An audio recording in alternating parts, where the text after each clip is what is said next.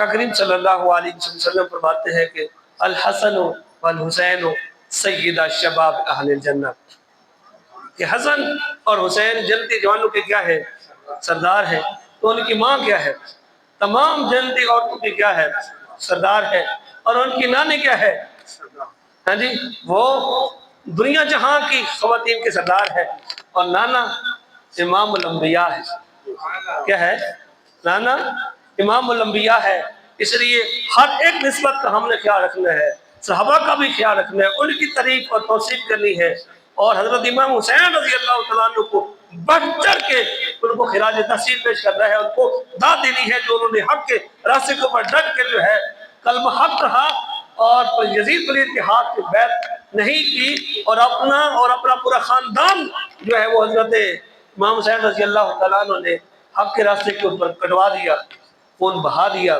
لیکن آنے والے مسلمان کو حکم دیا کہ یزید جیسے بھی جتنے بھی دور آئے لیکن حق کے اوپر کھڑا ہو جانا ہے، حسینی کردار ادا کرنا ہے، یزیدی کردار ادا نہیں کرنا۔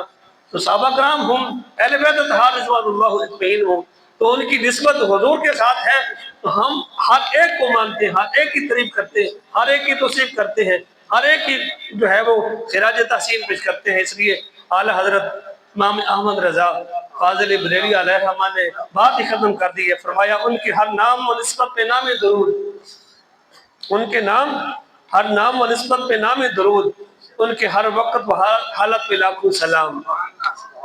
جس مسلمان نے دیکھا انہیں ایک نظر، جس مسلمان نے دیکھا انہیں ایک نظر، ان کی نظر کی بشارت پہ لاکھوں سلام۔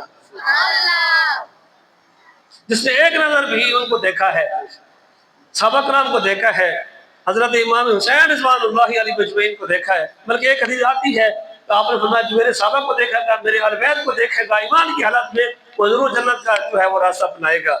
اس لیے ہم کسی ایک سے بھی نفرت نہیں کر سکتے، ہمیں یہی حکم ہے۔ صحابہ کرام ہم اور اہل بیت اطہار رضوان اللہ علیہ اجمعین کی ذات ہم یہ تمام مقدس شخصیات ہیں۔